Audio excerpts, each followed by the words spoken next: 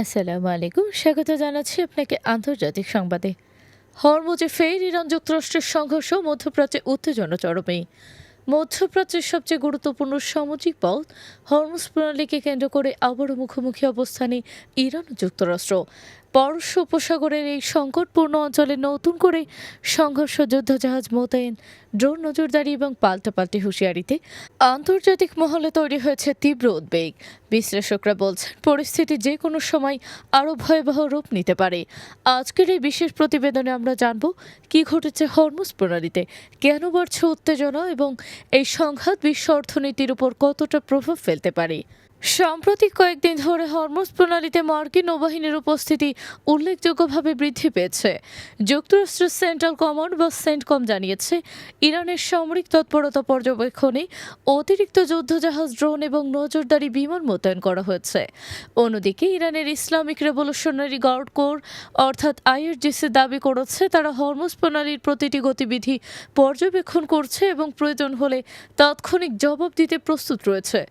সংঘর্ষের সূত্রপাত হয় যখন মার্কিন বাহিনী অভিযোগ তোলে ইরানের একটি দ্রুতগামী সামরিক নৌযান আন্তর্জাতিক জলসীমার কাছে উস্কানিমূলক আচরণ করেছে।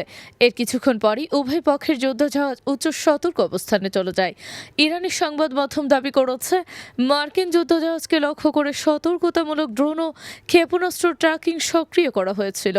অন্যদিকে যুক্তরাষ্ট্রের দাবি তাদের যুদ্ধজাহাজ আন্তর্জাতিক নিয়ম মেনে চলছিল এবং ইরানের আচরণ ছিল বিপজ্জনক ও অস্থিতিশীলতা সৃষ্টিকারী।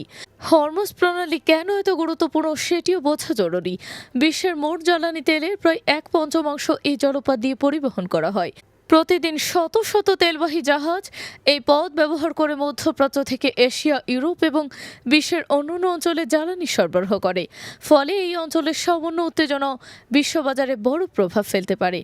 ইতোমধ্যে আন্তর্জাতিক বাজারে অপরিশোধিত তেলের দাম বাড়তে শুরু করেছে। বিশেষজ্ঞরা সতর্ক করছেন সংঘর্ষ দীর্ঘস্থায়ী হলে জ্বালানি সংকট আরও তীব্র হতে পারে।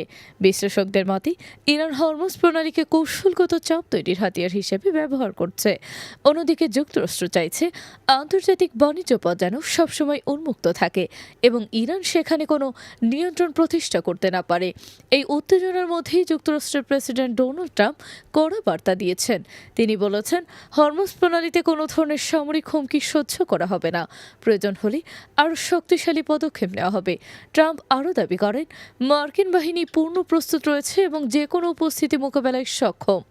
এর পাল্টা প্রতিক্রিয়ায় ইরানের উচ্চ পর্যায়ের কর্মকর্তারা বলেন মার্কিন উপস্থিতি নিরাপত্তা নয়, বরং অস্থিতিশীলতা তৈরি করছে। আইআরজিসির এক কমান্ডার হুঁশিয়ারি দিয়ে বলেন ইরানের নিরাপত্তা ও সার্বভৌমত্বের বিরুদ্ধে যে কোনো পদক্ষেপের জবাব কঠোরভাবে দেওয়া হবে। এদিকে কূটনৈতিক তৎপরতাও থেমে নেই। পাকিস্তান, কাতার, তুরস্ক এবং ওমান সহ কয়েকটি দেশ মধ্যস্থতার চেষ্টা চালিয়ে যাচ্ছে। ইসলামাবাদে নতুন দফা আলোচনা আয়োজনেরও গুঞ্জন রয়েছে, তবে এখনও পর্যন্ত কোনো চূড়ান্ত সমঝোতার ইঙ্গিত পাওয়া যায়নি, বরং উভয় পক্ষই নিজেদের অবস্থানে অনড় রয়েছে। বিশেষজ্ঞরা মনে করছেন এই সংঘাত এখন শুধু সামরিক শক্তি নয়, এটি ধৈর্য, অর্থনীতি এবং আন্তর্জাতিক কূটনীতির লড়াই। যুক্তরাষ্ট্র চাইছে চাপ বাড়িয়ে ইরানকে নতুন শর্তে আলোচনায় আনতে। অন্যদিকে ইরান সময়কে নিজেদের পক্ষে ব্যবহার করতে চাইছে। মধ্যপ্রাচ্যের এই উত্তেজনা শুধু আঞ্চলিক নয়, বৈশ্বিক রাজনীতিতেও বড় প্রভাব ফেলছে। রাশিয়াও চীন ইতিমধ্যে পরিস্থিতি নিয়ে উদ্বেগ প্রকাশ করেছে। চীন বলেছে হরমুজে উত্তেজনা বাড়লে বৈশ্বিক জ্বালানি নিরাপত্তা হুমকির মুখে পড়বে। রাশিয়া কূটনৈতিক সমাধানের ওপর গুরুত্ব দিয়েছে।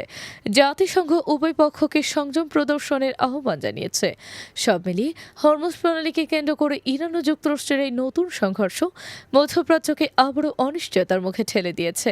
যুদ্ধবিরতির আলোচনা চললেও বাস্তব পরিস্থিতি এখনো অত্যন্ত উত্তপ্ত।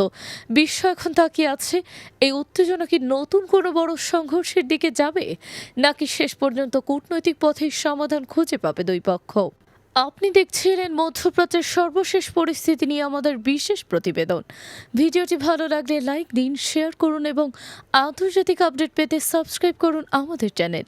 আবার দেখা হবে নতুন কোনো গুরুত্বপূর্ণ সংবাদের সাথে। ততক্ষণ পর্যন্ত ভালো থাকুন, সুস্থ থাকুন। আল্লাহ হাফেজ।